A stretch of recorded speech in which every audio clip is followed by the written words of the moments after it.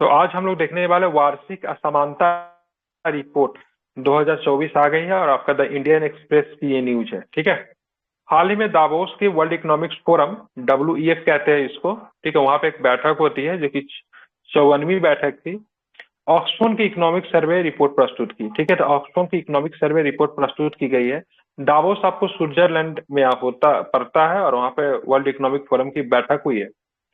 यहाँ पे आप देखोगे तो इसमें पता चला है पूरे विश्व में आर्थिक असमानता काफी तेजी से बढ़ रही है। आर्थिक असमानता बढ़ने का मतलब ये होता है, जो अमीर लोग हैं वो और अमीर होते जा रहे हैं, जो गरीब लोग हैं वो और भी अधिक गरीब होते जा रहे हैं। ठीक है, मतलब अमीरी और गरीबी के बीच में जो खाई जो होता है उसको आर्थिक असमानता के तौर पे आप देख सकते हो। ठीक है।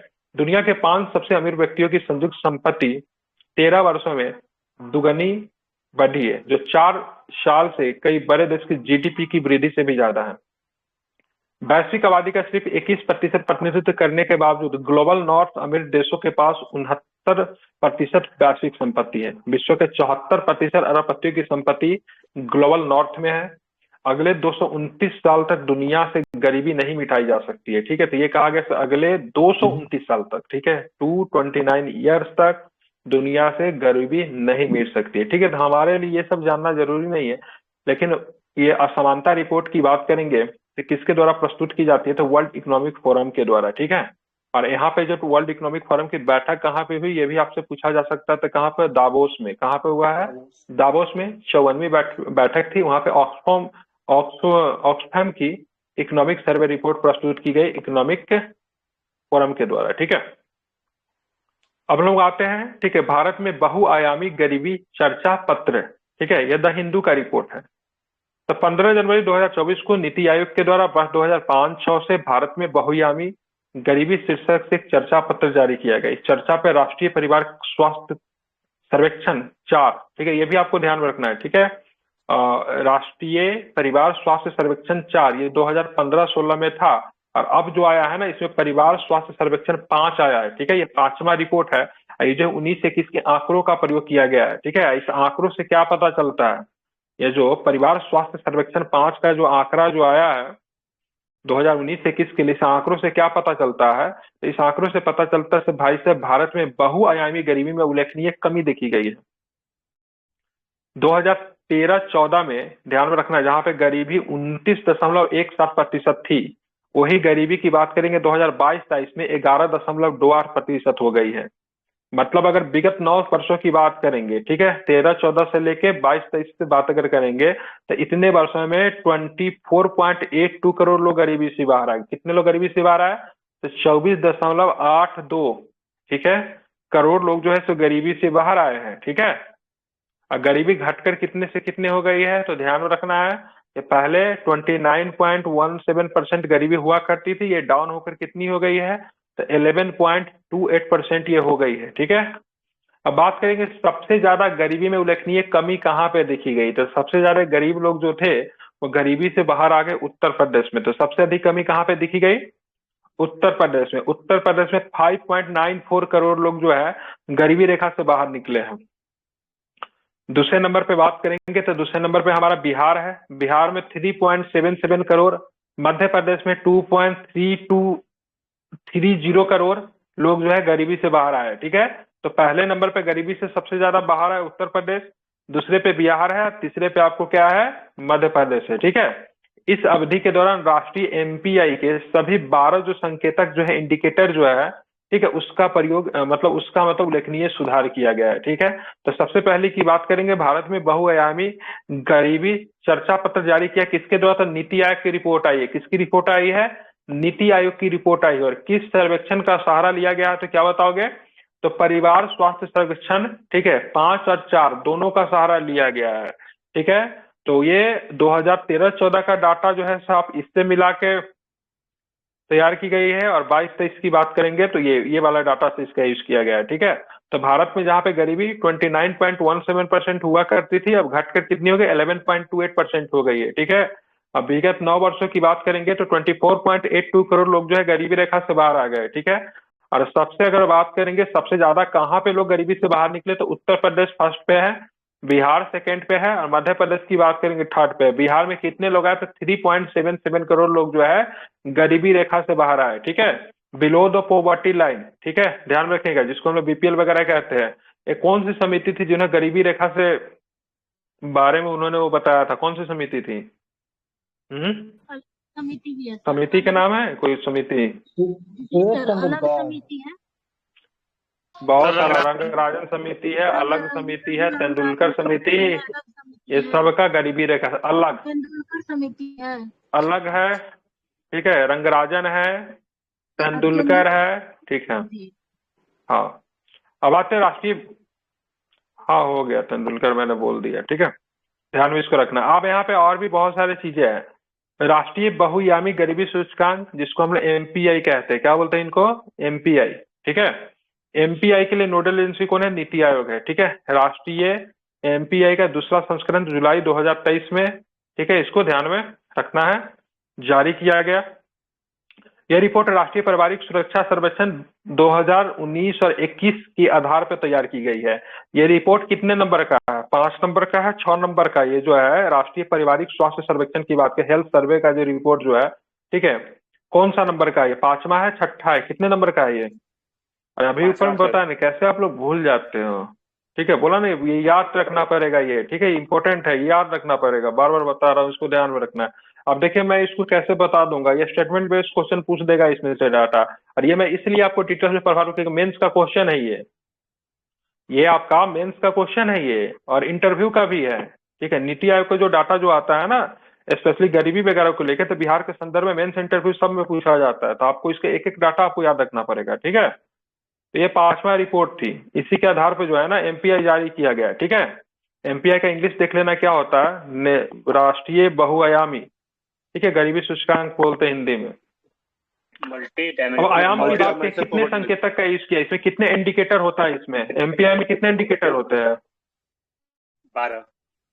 अभी मैंने क्या पूछा, ठीक है, वो हो गया मल्टी, क्या बताया आपने? Multi dimensional poverty index, multi dimensional poverty index, multi dimensional poverty index, ठीक है। और ये जो एमपीआई के कितने वो क्या होते हैं यार, उसको संकेतक कह लीजिए या फिर हिंदी में इंडिकेटर, इंग्लिश में इंडिकेटर, कितने होते हैं? 12 होता है ना। तो वहां पे 12 को ही मतलब देखा गया, 12 में क्या क्या है, जिससे मैंने यहाँ पे दिया स्वास्थ्य है, शिक्षा है, जीवन स्तर है। गरीबी की कुल संख्या अनुपात में भारी गिरावट आई है, 15-16 में 24.85 से 19-21 की बात करेंगे तो बात 14.96% आ गई है, ठीक है। यहाँ पे जो था ये यहाँ पे 22-23 का दिया हुआ है, ठीक है, यहाँ पे जो दिया हुआ है 19-21 का दिया हुआ है, ठीक है, आप ऊपर वाला याद रखिए। रिपोर्ट की मुख्य की बात करेंगे तो 15-16 से 19-21 के बीच में लगभग 13.5 करोड़ लोग जो है बहुआयामी गरीबी से बाहर निकले हैं, ठीक है। ग्रामीण क्षेत्रों में बात करेंगे तो 19.28% की गिरावट है, और शहरी क्षेत्रों में 5.27% की गिरावट आपको देखने को मिली है, ठीक है। यहाँ पे 32.59 से 19.28, आप 8.65 से 5.27, ठीक है। लेकिन मेनली जो डाटा जो है ऊपर वाला याद रखिए क्योंकि दोनों में थोड़ा सा डिफरेंसेस है, ठीक है। अब आते हैं देखेंगे यहाँ पे वर्ष 2015-16 से 19-20 के 21 गरीबी की तीव्रता 47% से घटकर 44% हो गई है। एमपीआई मूल्य में सुधार 15-16 में 0.177 से 19-20 में 0.066, कितने संकेतक में कमी देखी गई है? तो टोटल जो 12 संकेतकों थे सब में कमी देखी गई है। राज्य का प्रदर्शन की बात करेंगे तो बहुआयामी गरीबी वाली जनसंख्या का उच्चतम हिस्सा बिहार में है, झारखंड में, उत्तर प्रदेश में, मेघालय में है, मध्य प्रदेश में है, ठीक है। सबसे तेजी से कमी कहाँ पे आई है? तो उत्तर प्रदेश में, मध्य प्रदेश में, ओडिशा में, राजस्थान में, ये सब राज्य बीमारू राज्य भी पहले कहते थे इनको, ठीक है।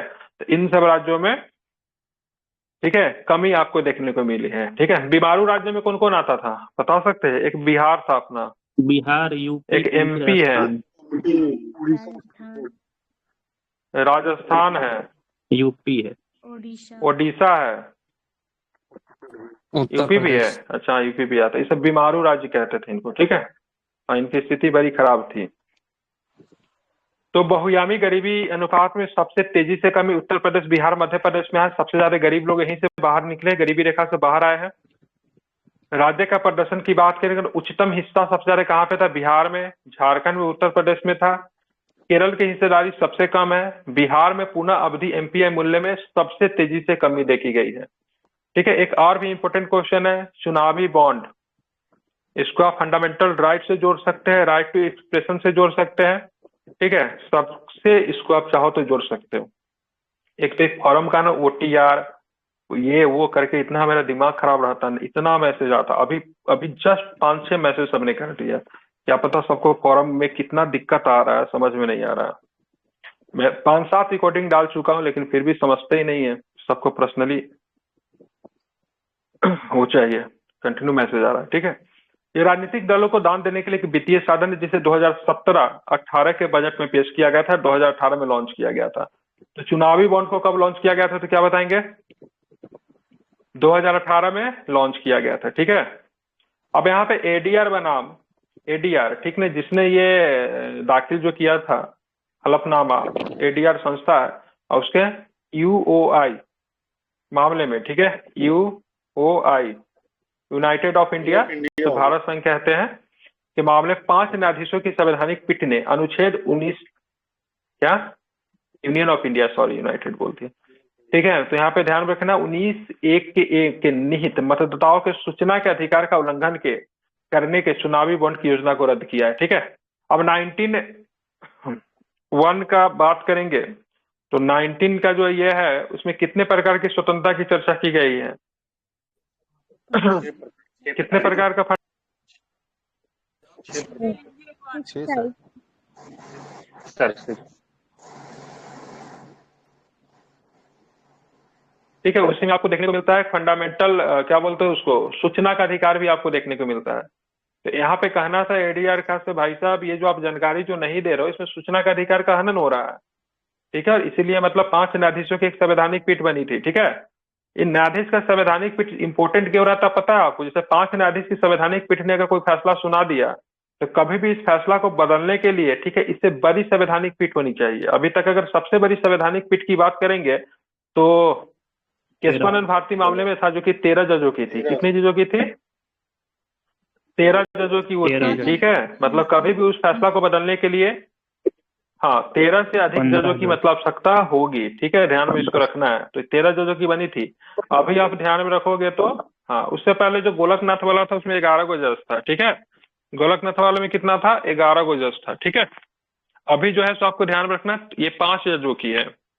और हाल में सुप्रीम कोर्ट ने इस बात पे प्रकाश डाला कि समानता के सिद्धांत का भी उल्लंघन करता है। ठीक है, तो आर्टिकल्स जो मामला जो था कौन सा था? आर्टिकल्स 19A का सब 19 का 1 का सब क्लोज A। ठीक है, अब हम लोग चुनावी बॉन्ड के बारे में जान लेते हैं। चुनावी बॉन्ड होता क्या है? तो एक तरह का राजनीतिक दलों को गुमनाम दान का रूप है, जिसे वित्त विधेयक 2017 के द्वारा प्रस्तुत किया गया था। आप ध्यान में रखेंगे, इसको वित्त विधेयक के तौर पे क्यों प्रस्तुत किया गया था? क्योंकि इस पे भी बोला जाता है तो भाई साहब इसको वित्त विधेयक के तौर पे नहीं प्रस्तुत करना चाहिए। ठीक है, वित्त विधेयक भी 2 तरह का वित्त विधेयक होता है। क्या वित्त विधेयक को राज्यसभा में प्रस्तुत किया जा सकता है, या फिर वित्त विधेयक राज्यसभा में जाता है? जाता है। दोनों में होता है ना, वित्त विधेयक धन विधेयक नहीं होता है। विधेयक नहीं जाता है, वित्त विधेयक तो पेश होगा ना।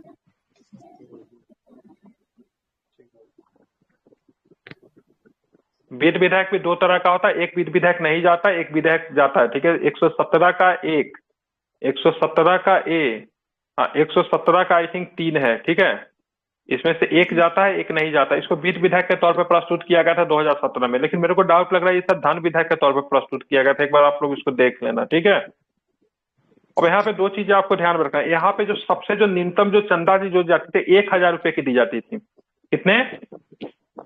1000 रुपए के मूल्य वर्ग, मतलब जो मल्टीपल जो होना चाहिए ना 1000 का होना चाहिए। 1000 से लेकर 1 करोड़ रुपए के मूल्य वर्ग तक के चुनावी बॉन्ड खरीदने की अनुमति देती थी। इसके लिए जो बैंक जो निर्दिष्ट किया गया था, कौन सा बैंक था? तो क्या बताएंगे? तो SBI था। ठीक है, बिल्कुल खाते में ही हाँ भुनाया जा सकते हैं। मतलब यहाँ पे ऐसा नहीं कि किसी भी राजनीतिक दल को आप चंदा दे सकते हो, पंजीकृत होना चाहिए। भारतीय स्टेट बैंक की निर्दिष्ट शाखा ने 1000, 10,000, 1 लाख आदि के गुणकों में किसी भी मूल्य वर्ग से जारी कर सकती थी। ठीक है, और 1000 से लेके 1 करोड़ तक इस पर दाता का जो मतलब जो दान देने वाला जो था उसकी नाम नहीं लिखी होती थी, कितने दिनों का अवधि होती थी उसको भुनाए जाने का, तो 15 दिन की होती थी। और इसको मतलब इसमें ध्यान में रखना है, जो दल को जिनको पैसा देंगे वो पंजीकृत होना चाहिए। अब पंजीकृत होने के लिए कौन सा पीपुल ऑफ रिप्रेजेंटेटिव एक्ट लगता है, तो पीपुल ऑफ रिप्रेजेंटेटिव एक्ट कब आई थी, कब का है, जनप्रतिनिधि अधिनियम, ठीक है। कि आप इंडियन कॉन्स्टिट्यूशन को पढ़ोगे तो उसमें चुनाव कराने के प्रक्रिया के बारे में कुछ भी नहीं दिया हुआ है, इसलिए संसद के अधिनियम की आवश्यकता पड़ी, इसलिए पीपुल ऑफ रिप्रेजेंटेटिव एक्ट 1951 लेकर आया, ठीक है। ठीक है, सब बातें यहीं पे बतिया लीजिए। और इसके धारा 29A के तहत मतलब पंजीकृत राजनीतिक दलों का मतलब क्या गया था, इसमें दान दिया गया था। इस योजना के तहत बांड जनवरी, अप्रैल, जुलाई और अक्टूबर के महीनों में 10 दिनों की अवधि के लिए लोकसभा के चुनाव के दौरान अतिरिक्त 30 दिनों के लिए खरीद के लिए भी उपलब्ध थे। तो इसको सरकार ने बोला तो भाई साहब ये बात ठीक नहीं है। और इसमें जो सबसे अधिक जो पैसे मिले थे बीजेपी को मिले थे, दूसरे पे आई थिंक टीएमसी की कांग्रेस रही होगी, टीएमसी थी दूसरे पे, टीएमसी दूसरे पे। देख लेना, ठीक है, पार्टी के नाम से पूछेगा नहीं, टीएमसी रही होगी दूसरे पे। याद क्या रखना है, तो आपको ध्यान में रखना है, याद जो है फंडामेंटल राइट का उल्लंघन कर रहा था, सूचना का अधिकार का उल्लंघन कर रहा था, समानता का अधिकार का उल्लंघन कर रहा था, ठीक है। आर्टिकल्स 19 का 1 का ए प्रभावित था, इसे 5 जजों की बीट थी। मुझे तो लगा मैंने कहीं पे धन विधायक पढ़ा था, एक बार आप लोग चेक करना वित्त विधायक है कि धन विधायक है, ठीक है। 2018 में इसको लॉन्च किया गया था, ठीक है। गुप्त रूप से चंदे दिए जाते थे, 1000 के मल्टीपल में चंदे मिलते थे, 1 करोड़ तक के मल्टीपल में दिए जा सकते थे, ठीक है। एसबीआई से आपको वो करना था, एसबीआई में जाके आपको जिस भी पार्टी को चंदा देना है आप वहां पे कर सकते हो, जो मतदाता जो जिस चंदा देने वाले थे उनका नाम नहीं वहां पे होता था। और 15 दिनों की अवधि तक जो राजनीतिक पार्टी जिनको चंदा मिलती थी उस अवधि में उसको भुना लेते थे, मतलब उसको बदल लेते थे। जो पंजीकृत होना चाहिए था, जिस भी राजनीतिक पार्टी को आप दान दे रहे हो, पंजीकृत के लिए कौन सा है, तो 1951 का, ठीक है, धारा 29 का ए, ये भी आपको ध्यान में रखना है। सीएमसी कॉप 14, एक तो कॉप तो होता है कॉन्फ्रेंस ऑफ पार्टी कहते हैं, जो कि आपको पता ही है 29 नंबर का कॉप होने वाला है, ये दूसरा है। ये कॉप 29 कहाँ पे होने वाला है, जो भी हुआ नहीं होने वाला है, अजरबैजान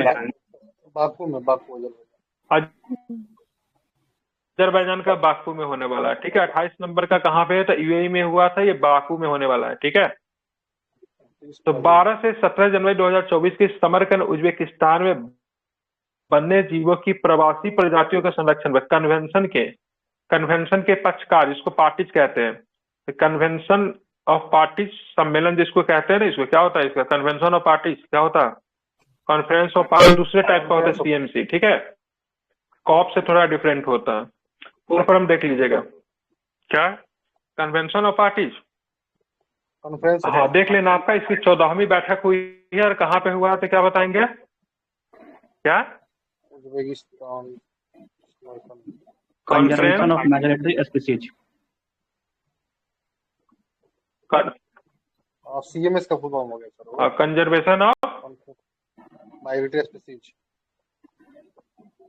हाँ ठीक है, जो भी होगा आप लोग देख लेना, हम सीएमसी ही बोल रहे हैं, अपना देख लेना, ठीक है। चलिए, इस समरकंद उज्बेकिस्तान में आए। समरकंद का इतिहास भारत के साथ पहले भी रहा है, रीजन क्या जानते हैं समरकंद का इतिहास भारत के साथ जुड़ने से, इतना हिस्ट्री पढ़ते हो दिन दिन, बहुत फेमस जगह है। ताशकंद समझौता जो हुआ था शायद, वाह क्या बात है, मतलब बहुत दूर नहीं चले गए, ताशकंद में हुआ था। अरे समरकंद से बाबर आया था, समरकंद उज्बेकिस्तान का ही बाबर था, ठीक है। चलिए, तो सीएमसी कॉप 14 की बात करेंगे तो समरकंद उज्बेकिस्तान में हुआ, ताशकंद था वो, ठीक है, समरकंद नहीं था। प्रकृति की कोई सीमा नहीं जानती, प्रकृति कोई सीमा नहीं जानती, इसका स्लोगन था, ठीक है। और सीएमसी के बारे में हम लोग थोड़ा जान लेते हैं। प्रवासी प्रजातियों और उनके आवासों के संरक्षण के लिए सरकार, वैज्ञानिकों और विभिन्न हितधारकों का त्रैवार्षिक आयोजन है। त्रैवार्षिक समझ रहे हैं, मतलब 3 साल में एक बार, यही हुआ ना जी सर, ठीक है, इसको आपको ध्यान में रखना है। यूएनईपी के तहत यह एक अंतर सरकारी संधि है जिसे बॉन कन्वेंशन 1979 के रूप में जाना जाता है। यह 1 नवंबर 1883 को लागू हुआ था, ठीक है। तो बॉन कन्वेंशन का संबंध जो है सीएमसी से है, ठीक है। उसके बाद अगर बात करेंगे तो 1983 से लागू होता है। भारत 1983 में गैर कानूनी रूप से बाध्यकारी समझौता ज्ञापनों पर हस्ताक्षर किया और कानूनी रूप से बाध्यकारी समझौतों पर हस्ताक्षर नहीं किया है। इसमें क्या होता है, इसमें दो तरह की मतलब क्या होती है, परिस्थितियां होती है, इसको भी आपको ध्यान में रखना है। ठीक है, तो इसमें दो तरह की मतलब क्या होती है, परिस्थितियां होती है। क्या क्या होता है इसमें, तो CMS में दो तरह का होता है। एक होता है प्रशिष्ट 1 होता है, इसमें क्या क्या होता है, संकटग्रस्त प्रजाति की प्रवासी प्रजातियां होती है इसमें। प्रशिष्ट 2 में क्या होता है, प्रवासी प्रजातियां जिनके लिए अंतर्राष्ट्रीय सहयोग की आवश्यकता है। ठीक है, भारत की बात करेंगे तो 2020 में, तो भारत 2020 से गांधीनगर में COP13 की मेजबानी की है। ठीक है, COP14 कहाँ पे हो रहा है, तो समरकंद उज्बेकिस्तान में हो रहा है। ठीक है, क्या है COP14 के परिणाम क्या निकल कर आए, तो पारिस्थितिकी संपर्क पर वैश्विक भागीदारी की सुरक्षा सुनिश्चित करना। CMS प्रशिष्टों में संशोधन किया गया जिसमें 14 अतिरिक्त प्रजातियां भी शामिल की गई। 6 नई प्रजातियों के लिए नई समन्वित कार्रवाई बढ़ा दी गई है। मध्य एशियाई फ्लाईवे के लिए एक पहल पर समझौता हुआ जिसकी समन्वय इकाई भारत में स्थापित की जाएगी। COP15 कहाँ पे होगा, तो COP15 CMC COP15 ब्राजील में होगा। 13 भारत में हुआ, 13 कहाँ पे हुआ, 13 भारत में हुआ, 14 समरकंद गांधीनगर। उज्बेकिस्तान में हुआ। अब 15 की बात करेंगे तो ब्राजील में होगा, ये भी आपको ध्यान में रखना चाहिए। ठीक है, अब भारत वाला गांधीनगर में हुआ था।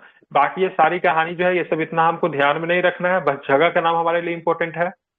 ठीक है यार, कॉप का कौन सा हुआ है, कॉप CMS का कौन सा, वो भी ध्यान में रखना है। वॉन कन्वेंशन का इनसे संबंध है 1979 में। ये कब से इफेक्टिव हुआ, तो 1983 से हुआ। ठीक है, भारत ने कानूनी रूप से बाध्यकारी समझौते पर हस्ताक्षर किया तो नहीं किया है, लेकिन हाँ गैर कानूनी रूप से बाध्यकारी समझौता पर भारत ने हस्ताक्षर किया है, कानूनी रूप से बाध्यकारी समझौता पर भारत ने हस्ताक्षर नहीं किया है।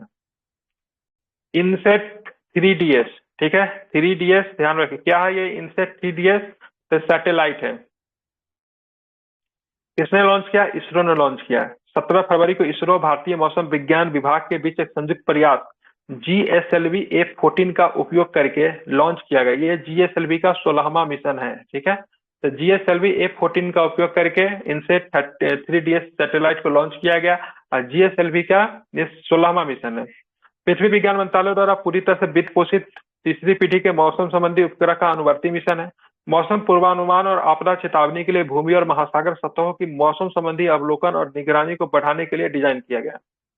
मिशन के उद्देश्य क्या है, इसके प्राइमरी पर्पसेस क्या है, प्राथमिक उद्देश्य क्या है, तो पृथ्वी की सतह की निगरानी करना, मौसम संबंधी महत्व के विभिन्न वर्णक्रमीय चैनलों में महासागर अवलोकन और उनके पर्यावरण का संचालन करना, मतलब मेनली मौसम संबंधी जानकारी देगा।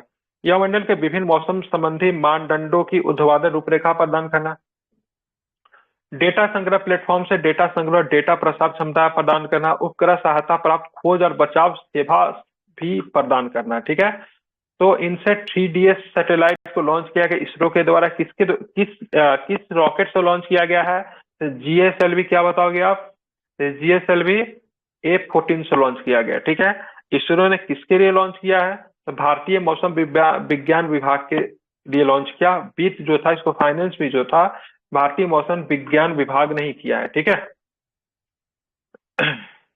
क्या लिखा है, जीनोम इंडिया प्रोजेक्ट, इसको GIP कहते हैं। जीनोम क्या लिखा, जीनोम नहीं लिखा ना, जीनोम होना चाहिए ना, या सर जीनोम होगा, M होगा ना ये, जी सर। जीनोम, हाँ जीनोम इंडिया प्रोजेक्ट। ठीक है, हाल ही में जैव प्रौद्योगिकी मिशन ने 10,000 जीनोम अनुक्रमण परियोजना के पूरा होने की घोषणा की है। जीनोम अनुकरण एक प्रयोगशाला विधि है जिसका उपयोग किसी विशिष्ट जीव के संपूर्ण अनुवांशिक मेकअप को निर्धारित करने के लिए किया जाता है, मतलब उसके प्रकृति को बदल देते हैं। ठीक है, जीनोम तकनीक, मेंस में आप लोगों ने लिखा होगा इसके बारे में, या फिर जो अभी शुरू किया है तो ये प्रश्न आएगा क्योंकि प्रश्न बनाया गया है जीनोम के ऊपर। ठीक है, जीनोम अनुक्रमण DNA या RNA के भीतर पाई जाने वाली अनुवांशिक जानकारी को पढ़कर व्याख्या कर सकता है। मानव जीनोम DNA से बने होते हैं। जीनोम के बारे में लोग थोड़ा जान लेते हैं। 10,000 भारतीय जीनोम अनुक्रमित करने का लक्ष्य है, जो 20 राष्ट्रीय संस्थाओं का संघ है। केंद्रीय समन्वयक सेंटर ऑफ ब्रेन रिसर्च जो होगा बेंगलुरु, वो इसका होगा। इसकी घोषणा 2020 में की गई थी। इस परियोजना के तहत फरीदाबाद में भारतीय जैविक डेटा केंद्र में 8 पेटाबाइट का विशाल डेटा संग्रह भी आयोजित किया गया। ठीक है, तो केंद्रीय एजेंसी कौन होगी, समन्वयक एजेंसी जो गाइड करेगी, तो centre for brain research Bengaluru होगा। डाटा कहाँ पे संग्रह किया जाएगा? फरीदाबाद। फरीदाबाद कहाँ पे? हरियाणा में है। ठीक है। भारतीय जैविक डेटा केंद्र 8 पीबी, ठीक है, 8 पेटाबाइट का विशाल डेटा संग्रह की क्या किया गया है? यहाँ पे संग्रहित किया गया था।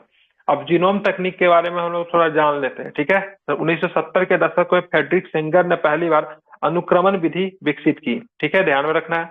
1990 में मानव जीनोम परियोजना शुरू किया, 2003 में पूरी हो गई। भारत CSIR ने 2009 में पहला मानव जीनोम अनुक्रमण को क्या किया था?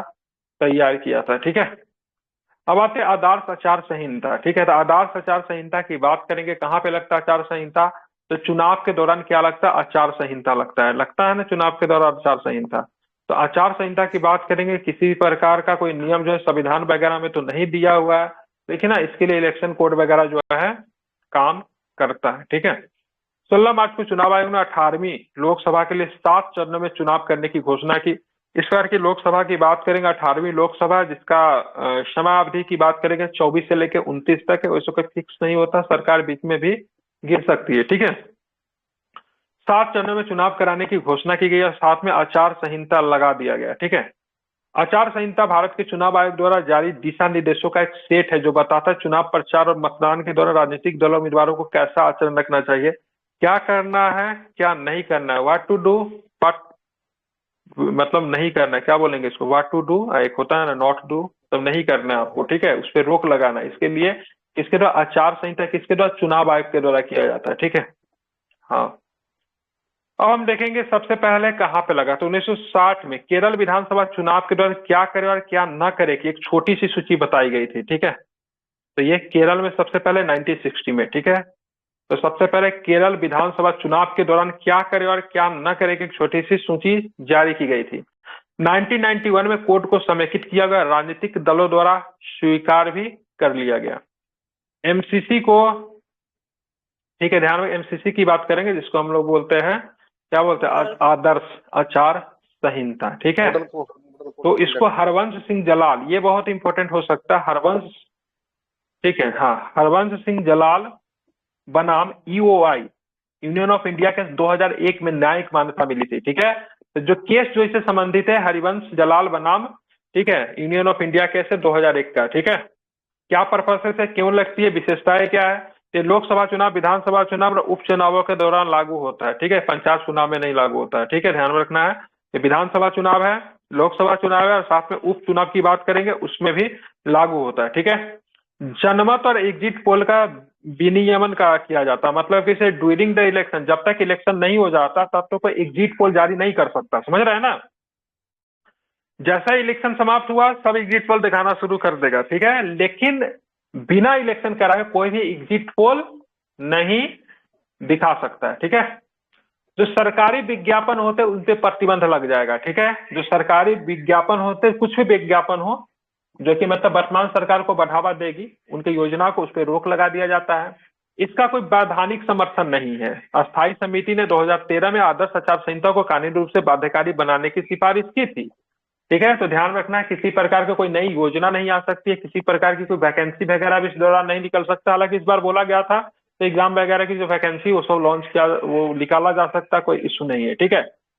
सरकारी वाहन वगैरह का प्रयोग नहीं कर सकते हैं। ठीक है, ध्यान रखना। पर्सनल काम के लिए किसी भी प्रकार का स्पीसेस वगैरह जो होते हैं, आप सरकारी काम से जा रहे हो तो उस दौरान अपने पार्टी को लेके आप नहीं दे सकते हो।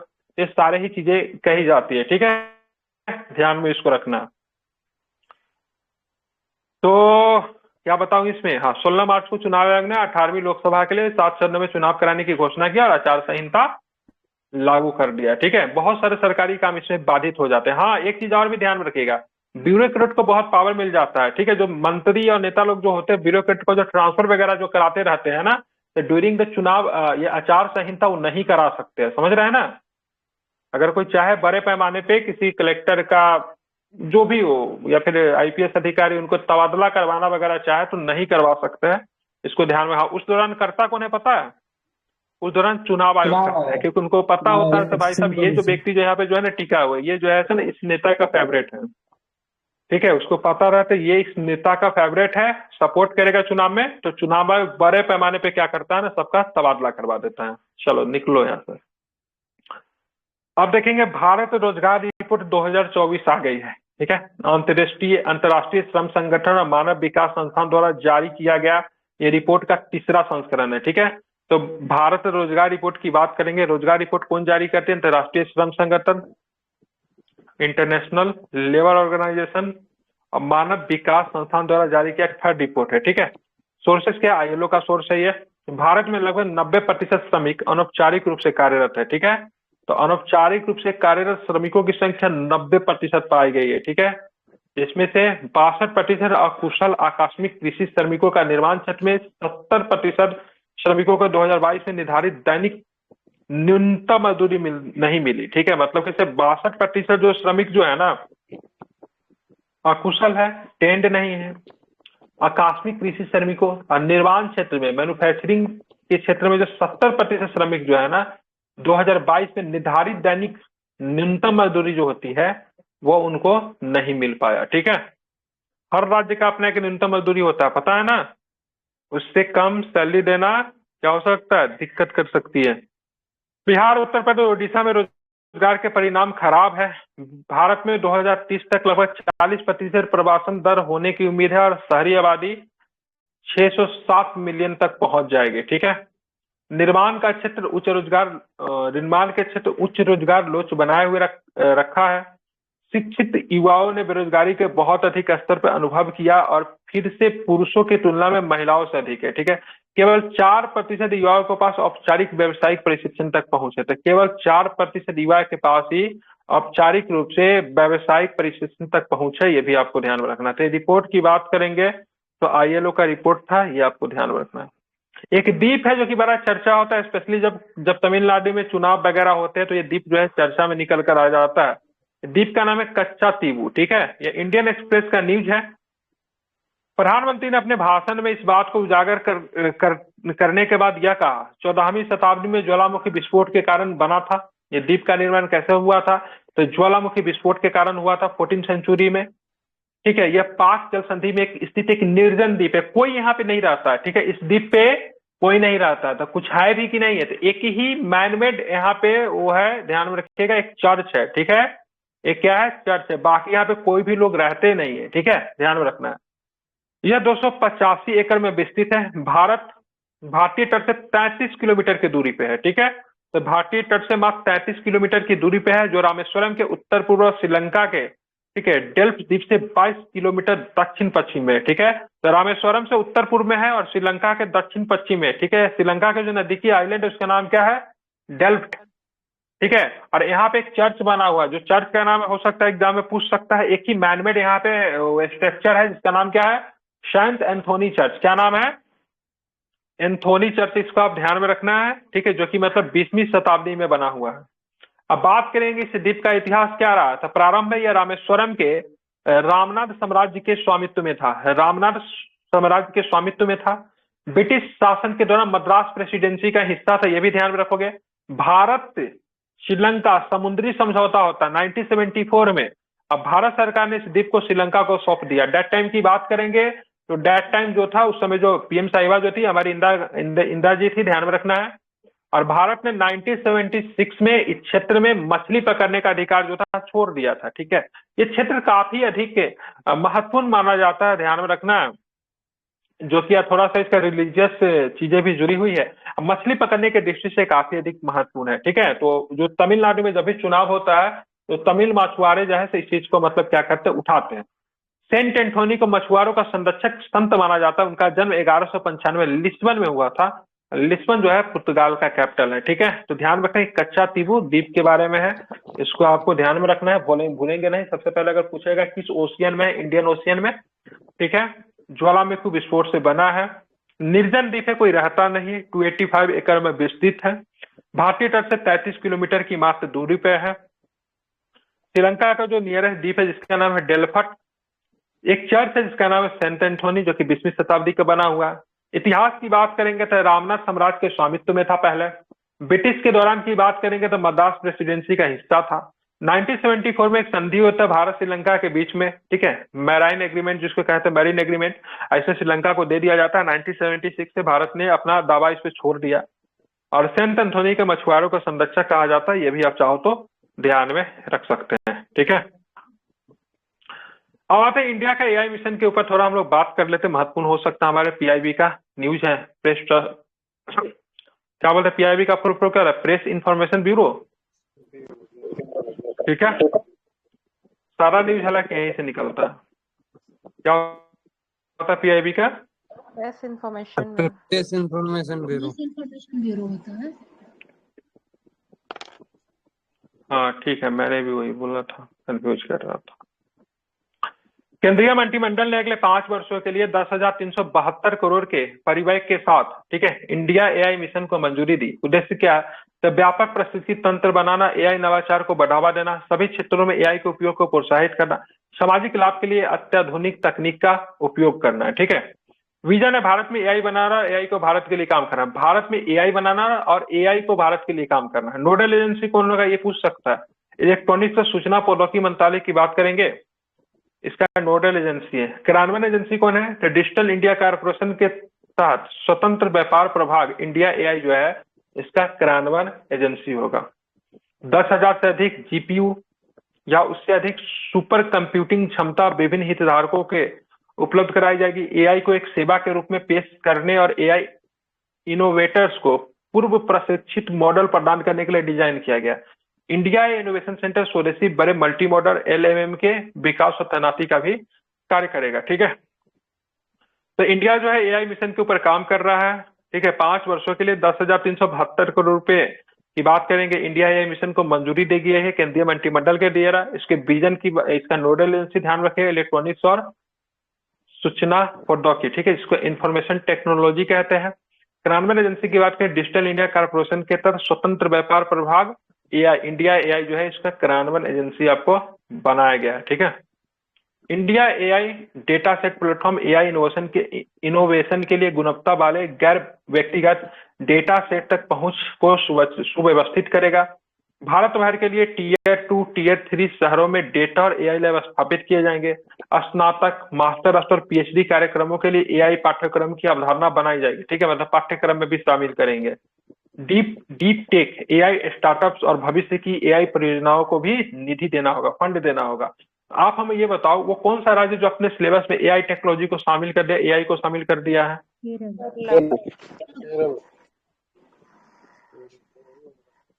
केरल ने शामिल कर दिया। ठीक है, तो ये प्रश्न आ सकते हैं, इसको जरा आप ध्यान में रखना है। ठीक है, और एसडीजी के इंडिया इंडेक्स 2023-24 की रिपोर्ट आ गई है। 4था संस्करण है और इसका आदर्श वाग है भारत की ओर सतत प्रगति, समावेशी विकास। इसे नीति आयोग ने संयुक्त राष्ट्र विकास कार्यक्रम की मदद से जारी की है। तो एसडीजी इंडिया इंडेक्स 2023-24 की रिपोर्ट आई। तो सबसे पहले हमें आप बताओ, एसडीजी सस्टेनेबल डेवलपमेंट गोल होता है ना, कितने लक्ष्य है इसके? 17। कितने लक्ष्य है इसके? 17 लक्ष्य है। इसको पूरे कब से कब तक करने थे? इसको 15 से 30 से कब तक इसको पूरा करना था? 15 से 30। ठीक है, 15 से 30 तक इसके लक्ष्य थे। ठीक है, बिल्कुल ठीक है, इसको आपको ध्यान में रखना है। ठीक है, एक रिपोर्ट आई है, 4था संस्करण है एसडीजी इंडिया इंडेक्स का, और पहला संस्करण की बात करेंगे 2018 में जारी किया गया था। ठीक है, ये भारत का संदर्भ में है, ध्यान में रखना है। भारत के संदर्भ में बात कर रहा हूं तो भारत के संदर्भ में ना 16 लक्ष्य और 113 संकेतक का यूज किया गया, लक्ष्य 17 शामिल नहीं है। ठीक है, तो ध्यान में रखना है, ये जो है एसडीजी जो इंडिया जो इंडेक्स जो है, इसमें कितने लक्ष्य हैं? इसमें 16 लक्ष्य है। ठीक है, ये डाउट क्लियर कर सकता है। 17वां लक्ष्य को इसमें शामिल नहीं किया गया। इंडिकेटर कितने हैं? तो 113 है।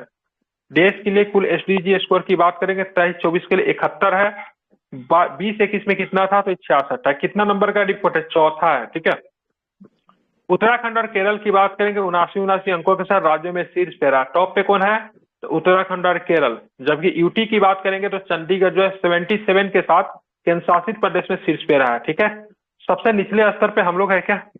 बिहार है, बिल्कुल ठीक है। बिहार 57 अंकों के साथ सबसे निचले पायदान पे। झारखंड की बात करें जो कि हमारा पड़ोसी है, हमसे अलग हुआ तो कुछ तो होना चाहिए ना, तो 62 अंकों के साथ दूसरे सबसे निचले स्थान पे। तो बिहार झारखंड सबसे नीचे है, और केरल और उत्तराखंड की बात करेंगे सबसे ऊपर है। अगर यूटी की बात करेंगे तो यूटी में सबसे ऊपर कौन है? तो चंडीगढ़ की बात करेंगे तो यूटी में सबसे ऊपर है। ध्यान में रखना है, ठीक, ध्यान में इसको रखेंगे। केंद्र शासित प्रदेश और लद्दाख की बात करेंगे तो 65 अंकों के साथ सबसे निचले पायदान पे है।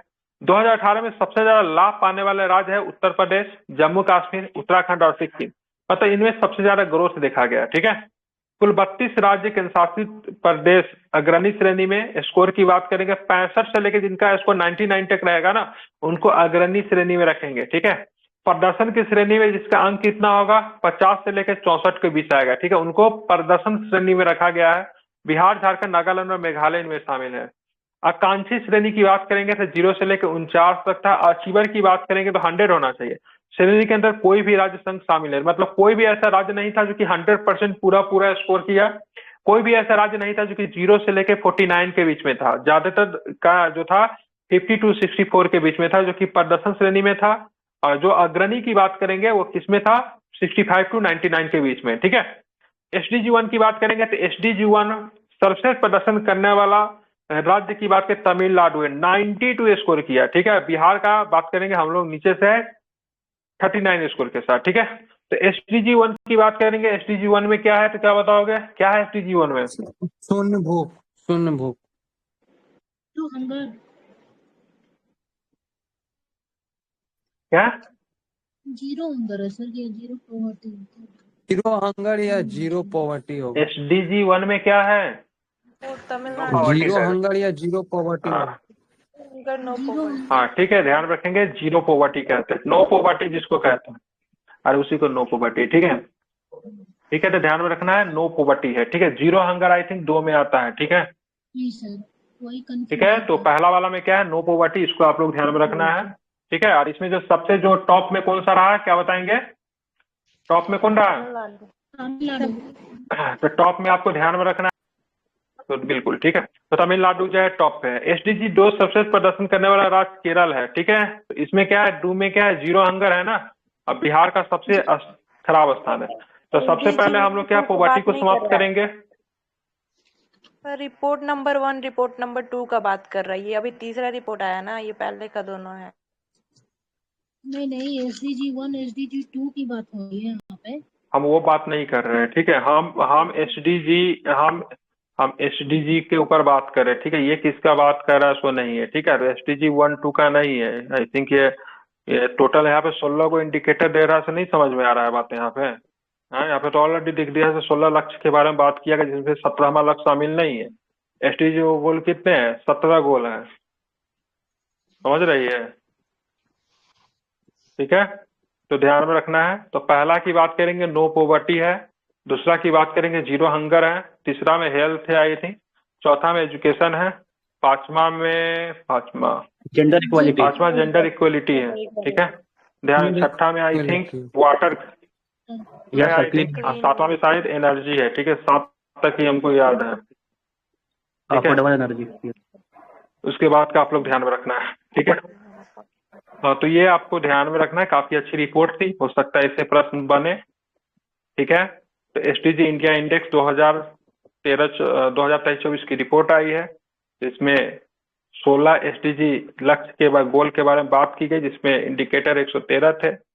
उत्तराखंड केरल टॉप पे रहा। केंद्र शासित प्रदेश UT में बात करेंगे, चंडीगढ़ टॉप पे रहा। हम लोग जो रहे किस श्रेणी में रहे, हम लोग किस में रहे, किस श्रेणी में, प्रदर्शन श्रेणी में रहे। ठीक है, सबसे निचले पैदान पे हम लोग रहे हैं। केंद्र शासित प्रदेश में बात करेंगे तो लद्दाख सबसे नीचे रहा। 2018 में सबसे ज्यादा लाभ पाने वाला राज्य उत्तर प्रदेश, जम्मू कश्मीर, उत्तराखंड है। ठीक है, अग्रणी श्रेणी में ध्यान में रखेंगे स्कोर कितना होना चाहिए, 65 से 99 के बीच में होना चाहिए। अचीवर में 100 होना चाहिए, किसी को नहीं मिला। आकांक्षी में 0 to 49 किसी को नहीं मिला। प्रदर्शन में 50 to 64 होना चाहिए। ठीक है, SDG 1 पर प्रदर्शन करने वाला राज्य में तमिलनाडु सबसे टॉप पे है और बिहार सबसे नीचे नंबर पे। SDG 2 की बात करेंगे, प्रदर्शन करने वाले केरल सबसे टॉप पे 84 स्कोर के साथ और बिहार सबसे नीचे है। ठीक है, तो कल के क्लास में हम लोग क्या करेंगे, तो यहाँ से पढ़ेंगे। ठीक है, बिम्स्टेक से पढ़ेंगे, तो कल के क्लास में यहाँ से होगा, इसको आप नोट कर लो। ऑलरेडी 45 मिनट की